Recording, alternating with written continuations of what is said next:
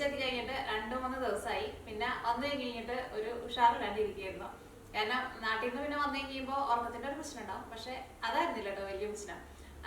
വന്ന് പിറ്റേ ദിവസം കഴിയുമ്പോൾ ഈ ചുണ്ടിന്റെ ഇവിടെ സ്കിന്നൊക്കെ ഭയങ്കര ഡ്രൈ ആയി. പിന്നെ അതിന്റെ സ്കിന്ന് അല്ല ഈ തൊലിക്ക് പോയി. ഇപ്പൊ പുതിയ തൊലിക്ക് വന്നു. അത് എനിക്ക് തോന്നണോ ഇവിടെ നല്ല തണുപ്പാണല്ലോ. നാട്ടില് ചെന്ന് കഴിയുമ്പോൾ നല്ല ചൂട്. പക്ഷെ നാട്ടിൽ ചെന്ന് കഴിയുമ്പോൾ കുഴപ്പമൊന്നുണ്ടായിരുന്നില്ല.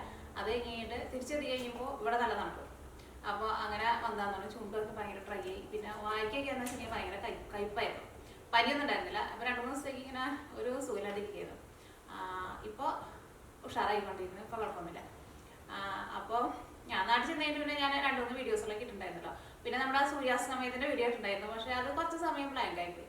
അത് വീഡിയോയ്ക്ക് കുഴപ്പമുണ്ടായിരുന്നില്ല കേട്ടോ. അത് യൂട്യൂബിലേക്ക് അപ്ലോഡ് ചെയ്ത് കഴിയുമ്പോൾ അത് എന്തോ കുഴപ്പം പറ്റിയതാ. എനിക്ക് തോന്നുന്നു അവര് സൂര്യാസ്തമയം കണ്ടിട്ട് പേടിച്ചിട്ട് ബ്ലോക്ക് ചെയ്തെന്നോളൂ.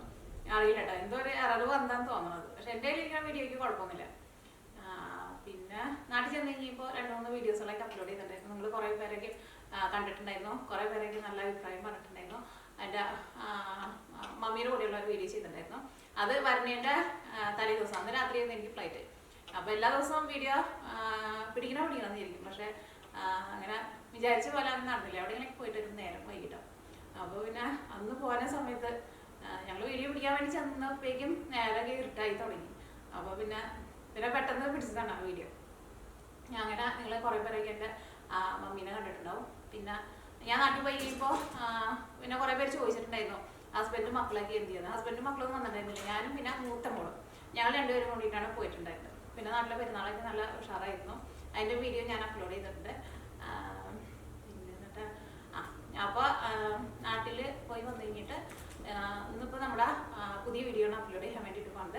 അപ്പോൾ ഇന്ന് ഉണ്ടാക്കുന്നത് ചപ്പാത്തിയുടെ കൂടെ ചോറിൻ്റെ കൂടെ കഴിക്കാൻ വേണ്ടിയിട്ട് പറ്റിയ സിമ്പിളായിട്ട് ഉണ്ടാക്കാൻ വേണ്ടിയിട്ട് പറ്റിയ ഒരു കറി അല്ലെങ്കിൽ ഒരു തോരൻ, ഒരു മസാല കറി അങ്ങനെയൊക്കെ പറയാം. അത് ഉണ്ടാക്കാൻ വേണ്ടിയിട്ട് നമുക്ക് കോവയ്ക്ക വേണം, ഉരുളക്കിഴങ്ങ് വേണം. കോവയ്ക്ക നമുക്ക് ഇങ്ങനെ ചെറുതാക്കിയിട്ട് കട്ട് ചെയ്യാനൊന്നും നിൽക്കണ്ട. ആ കോവയ്ക്ക പിന്നെ തേങ്ങ കൂട്ടിയിട്ട് മിക്സിയിൽ ഇട്ടിട്ടൊന്ന് ഒതുക്കിയിട്ട് എടുക്കുക. അത് ഉരുളക്കിഴങ്ങ് അതൊക്കെ ചേർത്തിട്ട് ഒരു മസാല പോലത്തെ ഒരു കറി ഉണ്ടാകും. ചോറിൻ്റെ കൂടെ അല്ലെങ്കിൽ ചപ്പാത്തിയുടെ കൂടെ കഴിക്കാൻ വേണ്ടിയിട്ട് നല്ല ടേസ്റ്റ് ആയിരിക്കും. പെട്ടെന്ന് തന്നെ റെഡിയാക്കാം, നല്ല ടേസ്റ്റുള്ള കറിയാണ്. അപ്പോൾ ഇനി ഒട്ടും സമയം കളയുന്നില്ല, പെട്ടെന്ന് തന്നെ നമ്മുടെ കറി നമുക്ക് റെഡിയാക്കിയിട്ട് എടുക്കാം. അപ്പോൾ നിങ്ങൾ ട്രൈ ചെയ്ത് നോക്കിയിട്ട് ഫീഡ്ബാക്ക് പറയാൻ വേണ്ടിയിട്ട് മറക്കരുത്. ആസ്പിൻ ബാ ബാ. ഇവിടെ ആസ്പിൻ ഉണ്ട് കേട്ടോ. നിങ്ങൾ കുറേ പേരൊക്കെ എൻ്റെ അടുത്ത് ചോദിച്ചിട്ടുണ്ടായിരുന്നു ആസ്പിൻ എവിടെയാണ്. ആസ്പിൻ ഇവിടെ ഉണ്ട്.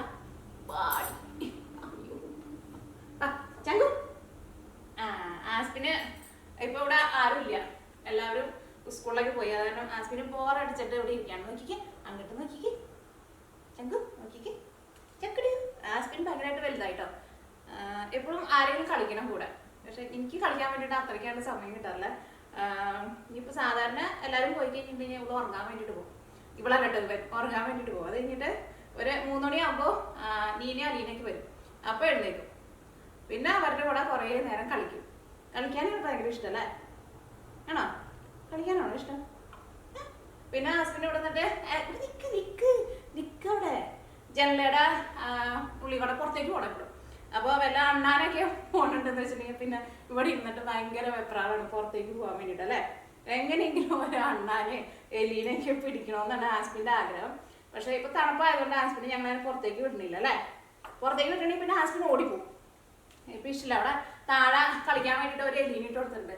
അതിൻ്റെ കൂടെ കളിച്ചുകൊണ്ടിരിക്കുകയാണ് അല്ലേ. ചെങ്കുടു കണ്ട് ഓടണം കളിക്കാൻ. ഇത് ഭയ കൊടുത്തവർക്ക് ഭയ കൊടുക്ക്. ഓക്കെ, അവർക്ക് അത്രയ്ക്ക് ഇഷ്ടമില്ല.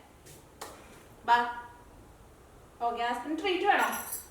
ഇതേനാ, ഇത് ആസ്പിൻ്റെ ഒരു ട്രീറ്റ് ആട്ടോ. ശരിക്കും ആസ്പിൻ്റെ ഭക്ഷണമല്ല, നമ്മളിങ്ങനെ സ്വീറ്റ്സ് ഒക്കെ കഴിക്കണ പോലത്തെ ഒരു ട്രീറ്റ്. ഇത് അവർക്ക് ഭയങ്കര ഇഷ്ടമാണ്. ഇത് കൊടുത്തിട്ടുണ്ടെങ്കിൽ നമ്മുടെ അടുത്ത് നിന്ന് നിൽക്കും. പക്ഷെ അലീനയുടെ നീനയുടെ അടുത്ത് വന്നിട്ടുണ്ടെങ്കിൽ മാറില്ല കേട്ടോ. ഞാൻ അത്രയ്ക്ക് കളിപ്പിക്കാത്ത തന്നെ, എന്നാലും ഇഷ്ടമാണ് എൻ്റെ അടുത്ത്. ഇവിടെ ഇരിക്കുമ്പോൾ ഞാൻ കളിപ്പിക്കുകയാണെങ്കിൽ എന്നെ ഭയങ്കര ഇഷ്ടമാണ്. ആള് ഞങ്ങളുടെ അടുത്ത് കിട്ടിയിപ്പോൾ ഭയങ്കര കുഞ്ഞായിരുന്നു. ഇപ്പം ആള് ഭയങ്കരമൊക്കെ ആയിട്ട് വലുതായി അല്ലേ.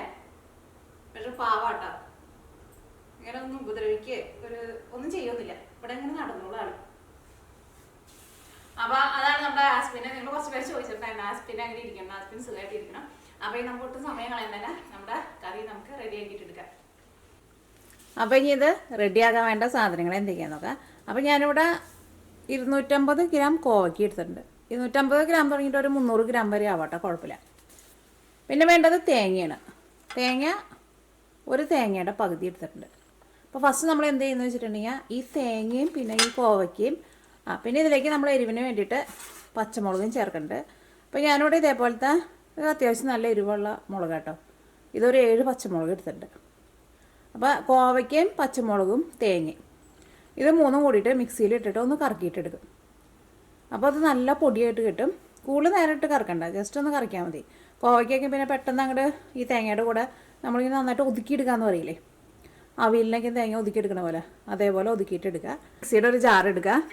ഇത് ഞാൻ നാട്ടിൽ നിന്ന് വന്നപ്പോൾ കൊണ്ടുവന്ന സുജാത മിക്സി കേട്ടോ, എനിക്കാണോ നിങ്ങൾക്ക് എല്ലാവർക്കും അറിയായിരിക്കും, നല്ല മിക്സി കേട്ടോ.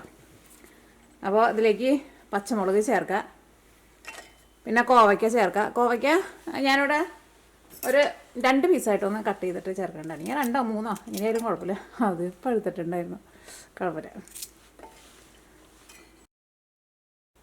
പക്ഷേ ഈ കോവയ്ക്ക കൂടുതലുണ്ടല്ലോ, ഇതിൽ നിന്ന് പകുതി ഇപ്പോൾ ചേർക്കാം കേട്ടോ. 2 ട്രിപ്പായിട്ട് നമുക്ക് ഒതുക്കിയിട്ട് എടുക്കാം. അല്ലെങ്കിൽ ചിലപ്പോൾ നമുക്ക് കോവയ്ക്ക ചിലതൊന്നും ഇങ്ങനെ ഒതുങ്ങാണ്ട് ഇങ്ങനെ വലിയ പീസായിട്ട് കിടക്കും. അപ്പോൾ ഇതിലേക്ക് ഒരു തേങ്ങയുടെ പകുതിയാണ് എടുത്തേക്കുന്നത്. തേങ്ങയ്ക്ക് അത്യാവശ്യം നന്നായിട്ട് ചേർക്കാം, അപ്പോഴായിരിക്കുമല്ലോ നല്ല ടേസ്റ്റ് ഉണ്ടാവുക.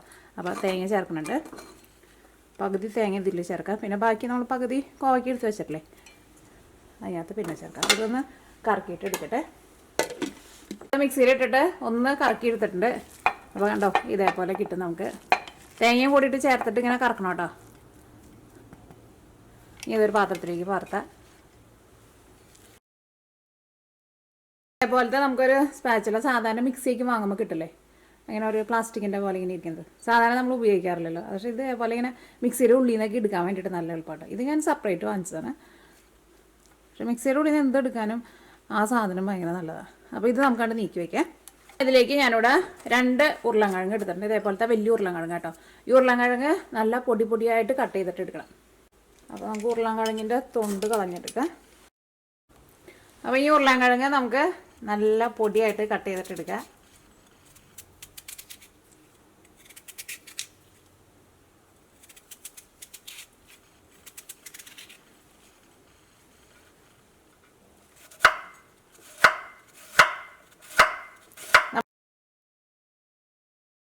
നമുക്ക് ഇതിലേക്ക് വേണ്ടത് ഇഞ്ചിയും വെളുത്തുള്ളിയും സബോളയാണ് വേണ്ടത്. പച്ചമുളക് ഓൾറെഡി നമ്മൾ ഒതുക്കി ചേർത്തിട്ടുണ്ടല്ലോ. അപ്പോൾ സബോള ഇതേപോലത്തെ ഒരു കഷ്ണം സബോള എടുത്തിട്ടുണ്ട്, ഇതേപോലത്തെ ഒരു കഷ്ണം ഇഞ്ചി എടുത്തിട്ടുണ്ട്, പിന്നെ വെളുത്തുള്ളി ഒരു 6 വലിയ വെളുത്തുള്ളി എടുത്തിട്ടുണ്ട്. ചെറിയ വെളുത്തുള്ളി എന്ന് വെച്ചിട്ടുണ്ടെങ്കിൽ നിങ്ങൾ അതനുസരിച്ചിട്ട് എടുക്കാം കേട്ടോ.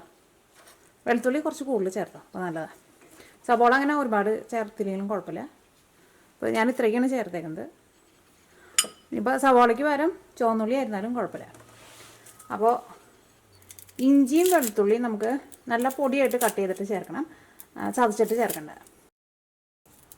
പിന്നെ ഇതിലേക്ക് സാധാരണ നമ്മൾ കറിയിലേക്കൊക്കെ ചേർക്കണം മഞ്ഞൾപ്പൊടി, പിന്നെ മഞ്ഞൾപ്പൊടി, മല്ലിപ്പൊടി വേണ്ട, പിന്നെ കടുക് വേണം, പിന്നെ അതിലേക്ക് കുറച്ച് ക്രഷ് ചെയ്തേക്കണ ഉണക്കമുളകും ചേർക്കണുണ്ട്. അതുണ്ടെന്ന് വെച്ചിട്ടുണ്ടെങ്കിൽ ചേർക്കാം.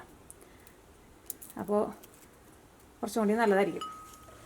പിന്നെ കാണാനാണെങ്കിലും നല്ല ഭംഗിയുണ്ടാവും. പിന്നെ കറിവേപ്പില, ഇത്രയ്ക്ക് സാധനങ്ങൾ ആവശ്യമുള്ളൂ.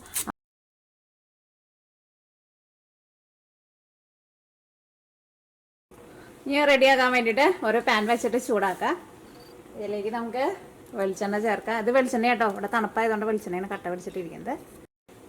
ഇപ്പോൾ വെളിച്ചെണ്ണ നന്നായിട്ട് ചൂടായിട്ടുണ്ട്. ഇതിലേക്ക് കടുക് ചേർക്കാം. കടുക് ഞാനിതിലേക്ക് ഒരു 3/4 ടേബിൾ സ്പൂൺ എടുത്ത് ചേർത്തിട്ടുണ്ട്. നിങ്ങൾക്ക് അത്രയ്ക്ക് വേണ്ടാന്ന് വെച്ചിട്ടുണ്ടെങ്കിൽ കുറച്ച് ചേർത്താലും കുഴപ്പമില്ല. ഈ കടുക് ഒന്ന് പൊട്ടിക്കോട്ടെ.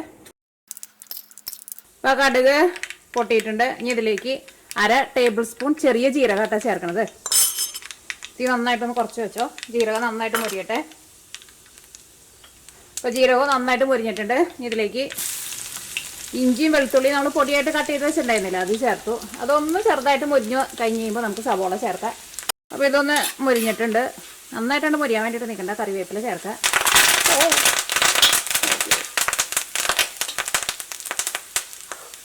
ഇതിലേക്ക് സവോള ചേർക്കാം. കറിവേപ്പില ചേർത്ത് കഴിയുമ്പോൾ ഭയങ്കര പൊട്ടിത്തെറിക്കും.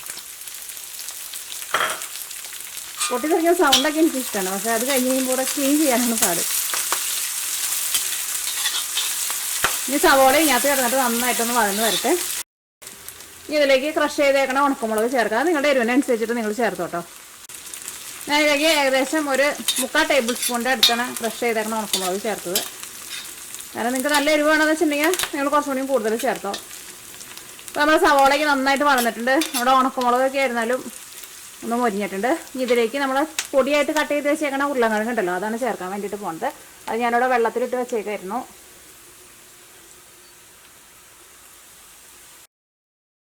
ഇതിന് ഉപ്പ് ചേർക്കുക. ഇതെല്ലാം കൂടിയിട്ട് നന്നായിട്ടൊന്ന് മിക്സ് ചെയ്യുക. മഞ്ഞൾപ്പൊടി ചേർക്കാൻ വേണ്ടിയിട്ട് മറന്നുപോയി. മഞ്ഞൾപ്പൊടി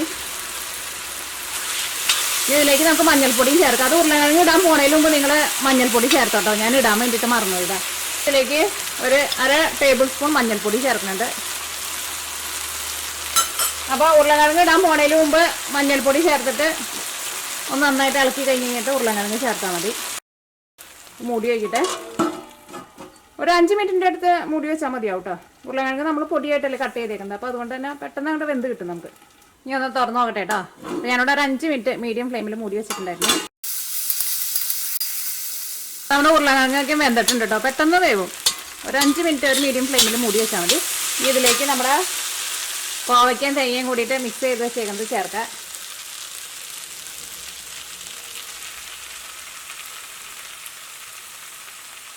ഇതെല്ലാം കൂടിയിട്ട് നന്നായിട്ട് മിക്സ് ചെയ്യുക. കോവയ്ക്ക് അത് നന്നായിട്ട് മിക്സ് ആയിട്ടുണ്ട്. ഞാനിവിടെ മീഡിയം ഫ്ലെയിമിൽ തന്നെ വെച്ചിട്ട് ഒരു 5 മിനിറ്റ് കൂടി ഒന്ന് മൂടി വയ്ക്കാണ്. അപ്പോൾ ഞാനിവിടെ ഒരു 5 മിനിറ്റ് ഒരു മീഡിയം ഫ്ലെയിമിനേക്കാളും കുറച്ചൊന്ന് കൂട്ടി വെച്ചിട്ടുണ്ടായിരുന്നു.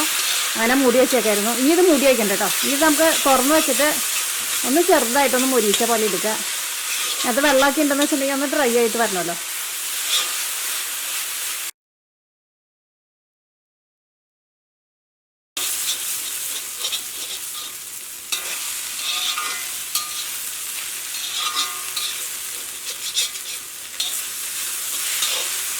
നമ്മുടെ കറി റെഡി ആയിട്ടുണ്ട്. ഉരുളക്കിഴങ്ങൊക്കെ ആയിരുന്നാലും നന്നായിട്ട് വെന്തിട്ടുണ്ട്. പിന്നെ കോവയ്ക്ക് പറയണ്ടല്ലോ, പെട്ടെന്ന് വെന്ത് കിട്ടും. അപ്പോൾ അതേപോലെ നിങ്ങൾ കുറച്ച് നേരം ഒന്ന് തുറന്ന് വെച്ചിട്ട് ഇങ്ങനെ ഒന്ന് ചിക്കി എടുക്കണം കേട്ടോ. അപ്പോൾ ഇനി തീ ഓഫ് ചെയ്യാണ്. അപ്പോൾ ഇനി ഇത് നമുക്കൊരു സെർവിങ് പ്ലേറ്റിലേക്ക് പകർത്താം.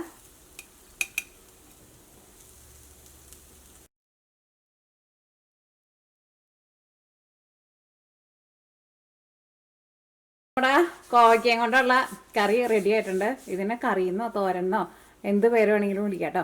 ഇത് ചോറിൻ്റെ കൂടെ അല്ലെങ്കിൽ ചപ്പാത്തിയുടെ ഉള്ളിൽ വെച്ചിട്ട് കഴിക്കാനാണെങ്കിലും നല്ല ടേസ്റ്റ് ഉണ്ടാവും. അപ്പോൾ നിങ്ങളെല്ലാവരും ട്രൈ ചെയ്ത് നോക്കുക. ട്രൈ ചെയ്ത് നോക്കിയിട്ട് ഫീഡ്ബാക്ക് പറയാൻ വേണ്ടിയിട്ട് മറക്കരുത്. അപ്പോൾ ഇനി നമുക്ക് നാളെ വേറൊരു പുതിയ റെസിപ്പി ആയിട്ട് വരാം. ഇതിനകത്ത് ചട്ടിയിൽ കുറച്ച് ചോറിട്ടിട്ട് വടിച്ചെടുക്കട്ടെ. കൈ വെച്ചിട്ട് എടുക്കാൻ വേണ്ടി പറ്റില്ല, ചട്ടിക്ക് നല്ല ചൂടാണ്. കഴിച്ചോട്ടെ ഇടാം.